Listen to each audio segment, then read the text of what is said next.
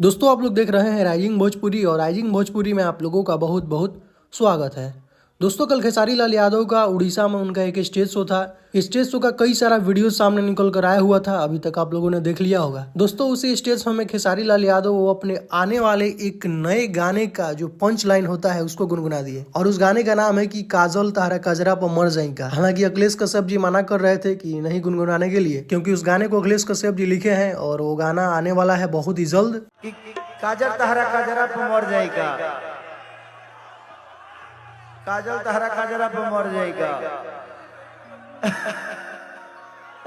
तो एक और धमाकेदार गाना आने वाला है खेसारी लाल यादव का, जिसका गाने का नाम है एक काजल तहरा कजरा पर मर जाई का। बाकी देख सकते हैं खेसारी लाल यादव का शो के बाद यही एक वीडियो सामने निकल कर आया हुआ है। बाकी खेसारी लाल यादव का कल एक गाना भी रिलीज हुआ था अन्नपूर्णा फिल्म से, जिस गाने का नाम था कमर की कमाई, और उस गाने पर भी खेसारी लाल यादव स्टेज डांस किए थे, उसका भी वीडियोस आप लोगों ने देखा होगा।